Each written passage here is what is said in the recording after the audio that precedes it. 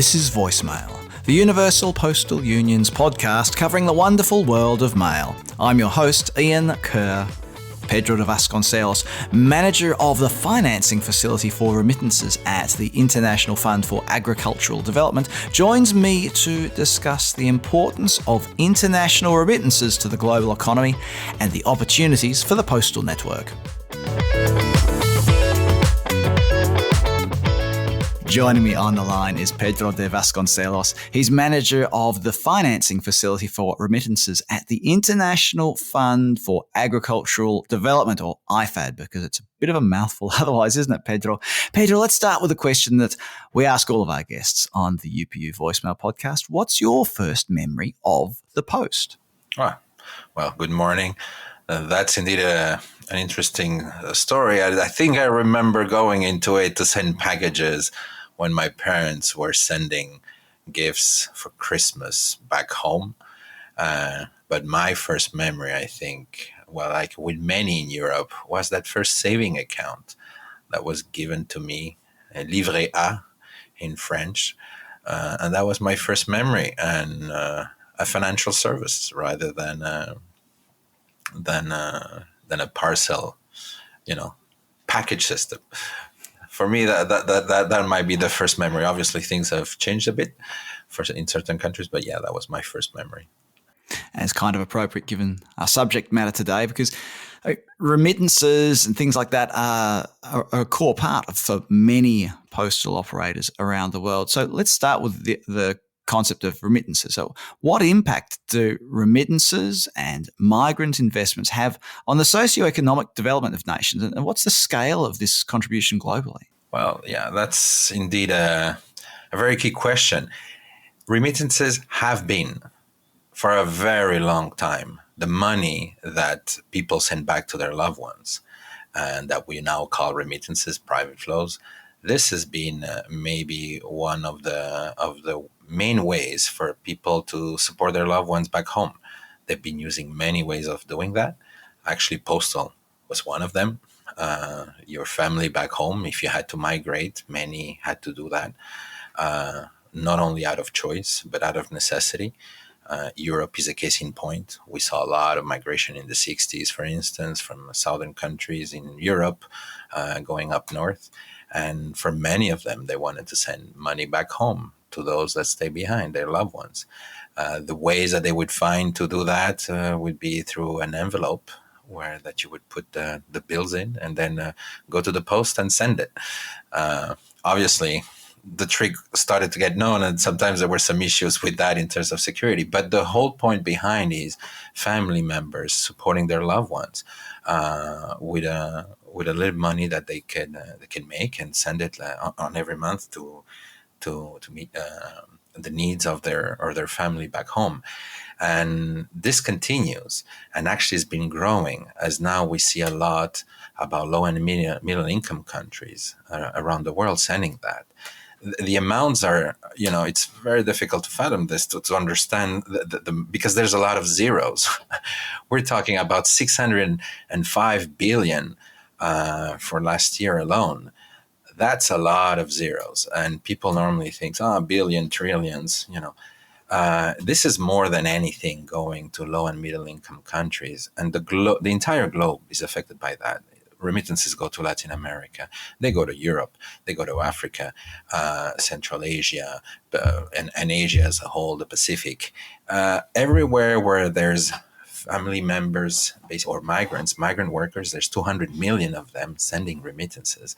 They send to their family back home, which normally accounts for around 4 people that benefit. So that gives you the dimension. We're talking about 1 billion people on Earth right now benefiting of remittances, this money that it's sent $200, $300 at a time. And this is happening, and it's hidden in plain sight. We talk about this, but it's happening. During this podcast, I believe that more than 120 million will be sent in remittances.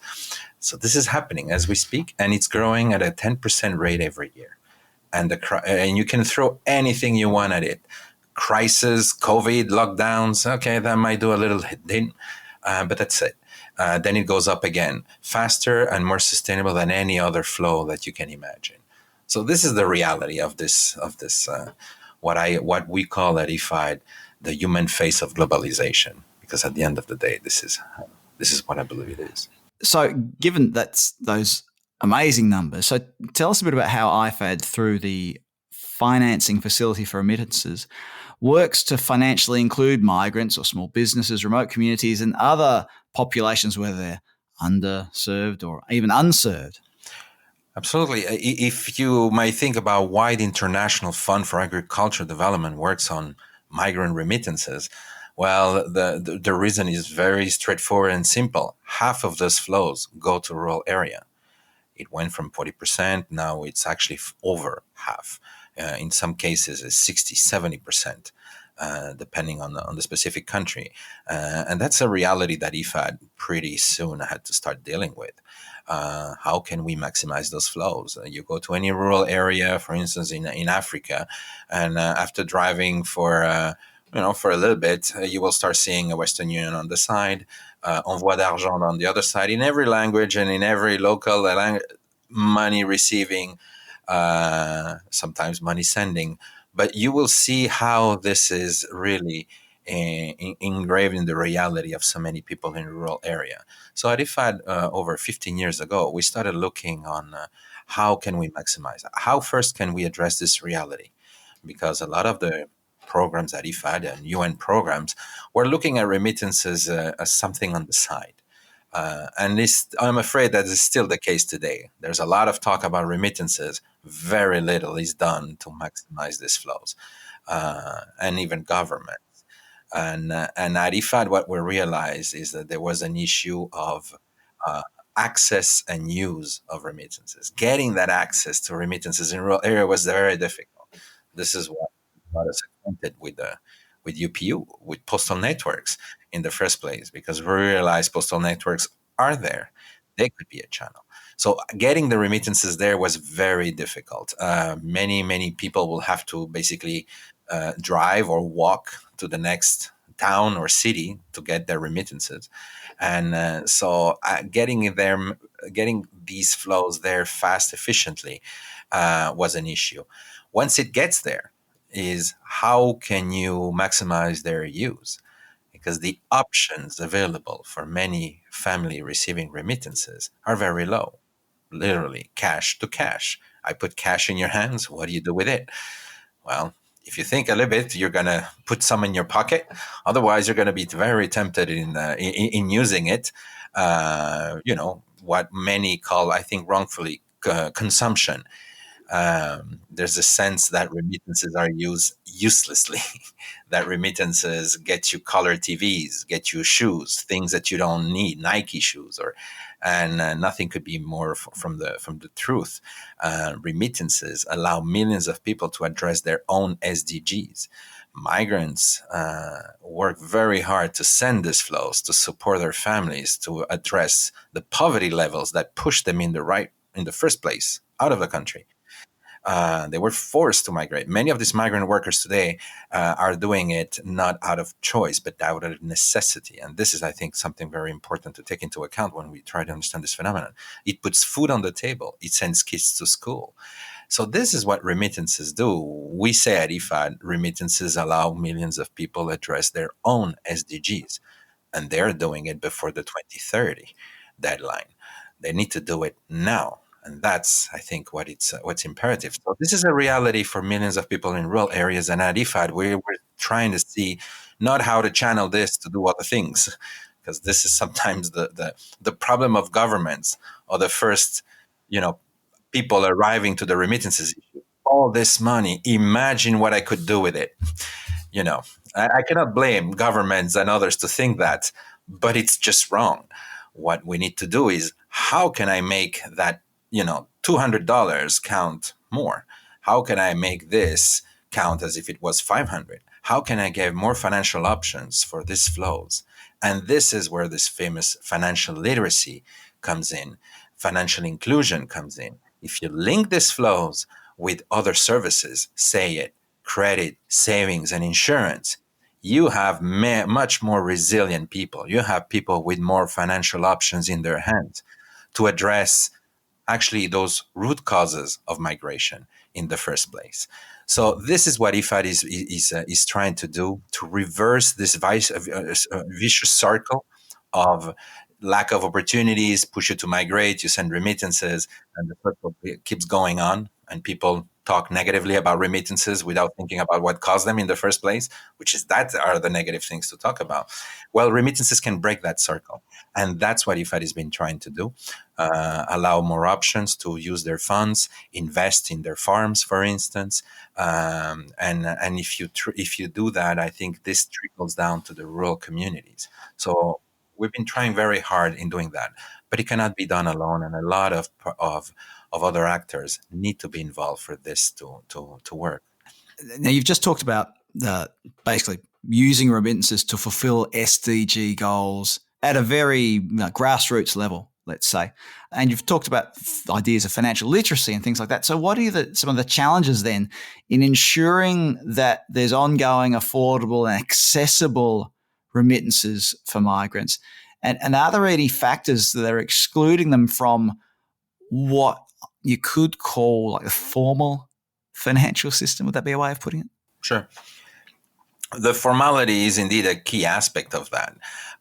During COVID, we all thought the reduction of remittances estimated to 20%, that would be catastrophic. And indeed, 20%, you can imagine some of these countries have, a country is thought rely on remittances when their corresponding GDP ranges from 3% up. So if your GDP the remittances you receive is equal to 3% of your GDP, you are facing a phenomenon where remittances, economically play a key role in your country. You have some countries that are 20%. Recently, we see countries with 40%, the Gambia. That's huge. That's I don't even have the words for that. And all these increases have come after the pandemic. And what we realize is a lot of the flows that were going informally, either through the post in an envelope, either hand carry, could not be done. Particularly the hand carry because of the travel restrictions. So suddenly all that became visible. This push for more formal ways of sending it, and particularly digitally, again because of the restriction, has really shown the real face of remittances, and it's basically again huge. But what are the difficulties in answer to your questions? As I said, there's not a strike of a pen of a rule or regulation or something that United Nations or the country can do just to solve all the problems. It needs to be really a cohesive approach between public and private sector. Let me illustrate an example. The issue that one particular remittance company in rural, I'm not going to mention countries, but one country in Africa, might be because of the lack of competition. If you're the sole service provider to that region, you're going to offer a good service, fast, reliable, efficient, but at a premium. The only thing that will bring the cost down is if competition comes in the backyard, basically, and basically start offering similar services at a reduced price. And this is literally what we see in the remittances ecosystem. Competition will drive the cost down. So this is needed. But in order to have a good functioning market, you need also the rules. The rules of the game to be set appropriately. And that's also a big problem on the regulator side or the public sector in terms of remittances that sometimes do not help the remittances aspect to really, or for governments to really understand the importance of that. And this is a key issue that we're being facing at the UN, and from a long time ago already, because there was this perception that these flows are linked to money laundering, terrorist financing. Oh, let's be careful. Who cares? We don't know what it is. Let's cut it. Well, to be honest, there's many more efficient and secure and safe ways to launder money than remittances and finance areas, because in this case, it's small amounts and you need to involve a lot of people. So it's just mathematically not right. It's not smart to do it with that. But the perception stay there. And as you know, the war against perception is always the most difficult one, because it really requires the people to sit and try to understand. And this is what we've been trying to do. And actually, a week from now is, June 16 is the International Day of Family Remittances. This is a day that was literally created to change, again, the minds of public, private sector about the nature of this flow. And so public, private, stakeholders are really required if we want this to really work for the 1 billion people. And I might say, we say 1 billion people involved as either sender of recipients of remittances, but you're not thinking about the communities around them. And I would like to take an example in Mali, for instance, during the pandemic, where the remittances shrink and all the economic activity, both on the sending and receiving side, were affected. Well, remittances that were going kept communities going. Because you might receive remittances your neighbor might not have, but with those remittances, you bought the seeds from a farmer that didn't receive remittances. You just wanted to sell these seeds, but you had the funds to do it. So, when we sometimes people talk about inequalities that remittances make, because some receive, some don't, they keep communities alive. And obviously, not only remittances should be included in that, but what we saw during the pandemic is a very high positive impact on many communities, thanks to those flows. Returning then to the idea of the post enabling international remittances, how have postal operators helped provide inclusive finance for migrant populations and others who rely on this remittances system? Actually, that's an interesting question. The first project that we have done on remittances was with the Postal Network back in 2007, because we realized again how close the Postal Network is to this reality of rural remittances. We know that there's more postal offices than bank branches, and many of these postal networks could provide financial services. So as the post was trying to also reinvent themselves, because, very few of us send postcards right now. We use parcels, but there's competition on that. Remittances came as something that could allow also the posts to be more meaningful, and particularly because the local population like the post. This is a place where you can go and you can meet people. So in many rural communities, that's the place in the village or in the small city, that you meet. And having people going there to receive remittances and therefore getting other, was a solution that some of the surveys were showcasing. So our first project was to do that, and also at the same time allowing to create some competition to the big boys in the remittances world, let's say, and reduce the cost. That worked. I remember in this first project, just the announcement of this project made the competition reduce their cost by half, which was quasi-dumping. Basically you try to dump the prices so you don't have a newcomer in there.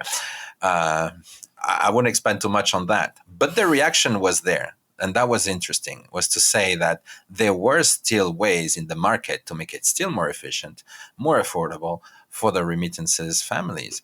And I think the Postal has been instrumental on that. So it is really a win-win when it comes, I think, to the Post. But there's still some issues, obviously. It is a very competitive marketplace. And it's not just, I offer remittances today and I'm set. It doesn't really work that way. For the postal networks, it's through either partnerships. They need to think it through. But I think where the postal networks have an advantage is their linkages with financial services.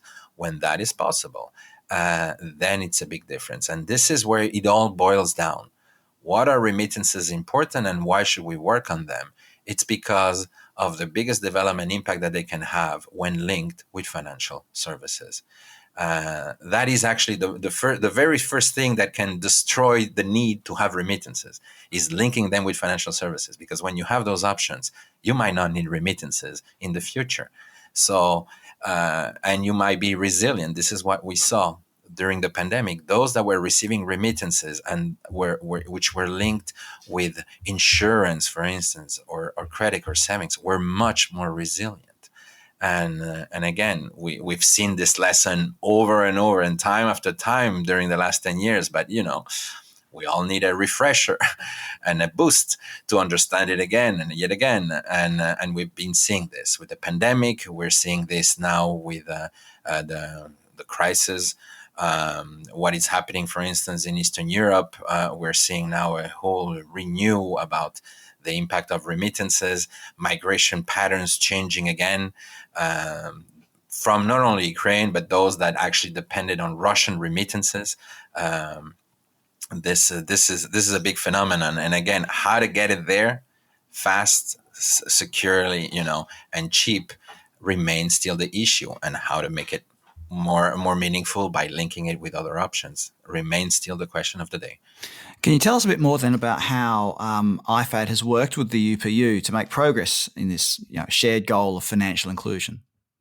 Sure. One of the key things is we started, first making sure that in this particular project, and then we had several projects through a whole specific, a dedicated program on postal and remittances in Africa, with the support of the European Commission, and in this called APSFI, and the whole purpose of this program was to link remittances with financial services, and not only then deliver these benefits to the families, but also, showcase to the postal network that this is the way to go. And the program called for entering into this ecosystem, either through partnerships with some money transfer companies, so the postal network could distribute these remittances, but in a way that also allows them to link them with other services or the generation of savings. Because sometimes you can do it wrong. You can have a postal network, and then on the last window of your postal, you have a Western Union outlet, and then you have all the other ones. So people might just go to the window of Western Union, get their cash, and leave. And even if you get a tranche of that as a postal network, that's not the business model that we recommend. We recommend the one is that you receive this through the postal network, and then you can link this as a postal operator, and you see the remittances that come in. That's the time that you have to entice people to open an account. Why not save? And if you save, enough, if you demonstrate that you're a good little saver, we can give you maybe some credit, and we can develop insurance products as well linked to this. And this is how you change the life of millions of people one at a time, if you really want to do it. And postals, again, we could do that. And this is what we've been trying. We were trying to set the example in several countries in Africa, pilot this, test this, have a proof of concept. Because if you decide to go that route, you need to make an investment decision, at the head of a postal network. And you might not do that because you still need a lot of information. You're not sure how it would work. Is it worth the investment? So this is what we did with UPU. We started testing, and we did the manuals. What it would take for a postal network to offer these services? Would it be efficient? Some of the answers is yes. You need to make your postal network attractive. You need to repaint the thing, put the air conditioning, make it attractive, link these services really with behind one window. And as you say in French, le tour est joué, voila. So we created manuals with UPU in regards to what it would take. Obviously, we looked at all other things, regulations that would allow you this and marketing. But we basically try to make a more deeper and wider market, remittances market in rural areas, thanks to the postal networks. And where that works, the results is very, very, very impressive, I think, indeed, and can have this demonstrative effect on the postal networks to follow suit. You mentioned earlier about the International Day of Family Remittances, and you spearheaded the creation of this day. Can you just share a little bit more about this? You mentioned bringing the concept to the attention of governments, helping them understand what remittances are for, how they benefit communities. Can you share a little bit more about the aims of this special International Day of Family Remittances? Sure. And first, I would like to personally admit that I was a bit skeptical about international days. What are they for? Are they useful? Are they just, a blah blah sticker of some sort, and I'm a full advocate today, and I can say that for sure. And the reason this came about and the usefulness of these days was to address misconceptions. And I think this is very useful. And it's very important to say, as IFAD, for instance, as IFAD, we organize beyond the projects, we work a lot on advocacy. And one of our, information dissemination and engagement tool is what we call the Global Forum on Remittances that we organize every 2 years. And in such events that we organized in 2013, at the time, there was a lot of issues with the remittances service providers that were looked upon by regulators as this money laundering, outlets. I don't know if you remember there were some of the crises. There were many banks were closing or shutting down their remittance companies' accounts because where is this money? So the perception of remittances were really negative, and the private sector and the community around remittances were saying we need to do something to change their minds. We really need to see what remittances are for, and that's where the idea of the International Day came about. And at IFAD, we took upon us after this request to bring it to the United Nations General Assembly.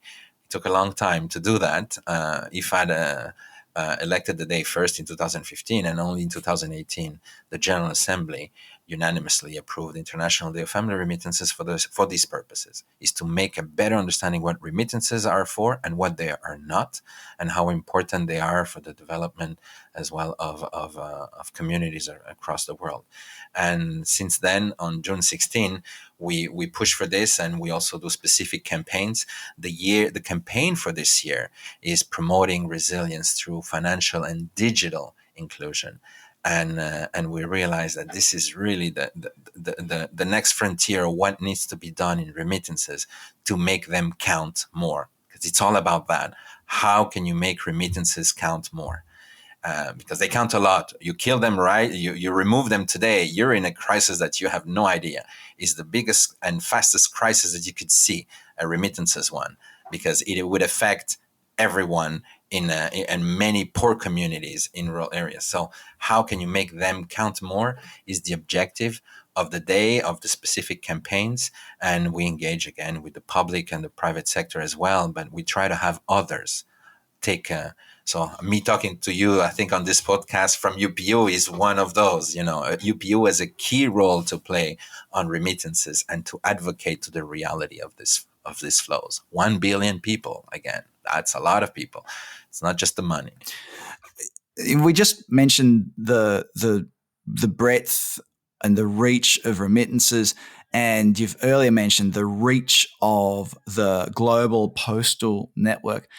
So all in all, do you think that there's something else the post can do to help boost recovery from pandemic, resilience, recovery from global conflicts and things like that through these ideas of digital and financial inclusion? What else is there that the postal world could do, in your opinion? I think, again, remittances can serve the posts a lot, and much more than many think about.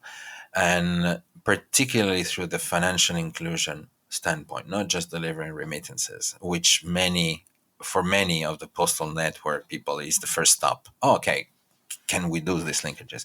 The financial inclusion, financial services is the key one. And I think it will give not only the post, answers to their existential questions right now. We're competing in a digital age. How should we do it? And dealing with remittances family, the beautiful thing about that, from a just purely business perspective, is that it's not a question of money. You're dealing with people that have the resources. They have foreign currency coming in regularly. And if you take into account those facts, or those items as facts, not just, they receive money from time to time, which is the main mistake that many banks have done. If you understand the regularity of these flows, then you have a very strong client base that you could be tackling, and very important for your existential, questioning is, my client base in rural areas is diminishing, or not even rural areas, everywhere, nationwide. Tapping into the remittances sector beyond just servicing clients with their cash, it's the way to go. And I think in there, if you're skeptical about that, you just go 30 years ago, and you just again look at Europe, and you look at Spain, at Italy, at Portugal, at the times where they needed to join, they had to meet the Maastricht requirements to get into the EU, and you realize the impact that remittances had. And you soon realize the lesson learned in there. Commercial banks in those countries did it very well. Actually, commercial banks were offering remittances at zero cost. One of the SDG targets is just bring it back to under 5%, but 3%. Banks were doing it zero. How can a profit-making institution give remittances for free? Because that's not even where the business were. The business were the clients, were those receiving remittances and sending. This is your client base that is going to need a suite of financial products and other products that will keep you going. And that's how the Post, I think, should be looking at this. Again, unfortunately, we're not there. Many postal networks, and I can speak a lot about Africa, would look at this as, hey, a quick win. Can we just link remittances and we can distribute remittances in an outlet and that's it. There needs to be a much more strategic approach to it, much more investment in this, but the rewards are long-standing. And that I think it's, again, we're just taking it from the history books, if we might say so, of what happened 20, 30 years ago for instance, in Europe, but also in other countries. The possibilities are immense, and they're there. It is just for the understanding now, for the actors to have. And I think postal networks should do more. That's a good thing, but the willingness to do more and take those steps towards linking more of their activities with remittances. Now, if anybody listening to this podcast wants to find out more about the International Fund for Agricultural Development, where should they go? There's many places. First, of course, the IFAD, ifad.org website, but I will suggest also the familyremittances.org website, which is linked to the International Day of Family Remittances. That would be one of the key places to go. And there you have many other links to many other resources and websites that we have for the global discussion and information around remittances. Pedro de Vasconcelos, Manager of the Financing Facility for Remittances at the International Fund for Agricultural Development. Thank you very much for joining us on the UPU Voicemail podcast today. It was my pleasure. You've been listening to Voicemail, the official podcast of the Universal Postal Union. Subscribe to the podcast on your favourite podcast platform and you'll get each episode downloaded to the device of your choosing as it's released. My thanks to the team at the UPU for their help putting together this episode. I'm your host, Ian Kerr, and I look forward to your company next time on Voicemail, the podcast of the UPU.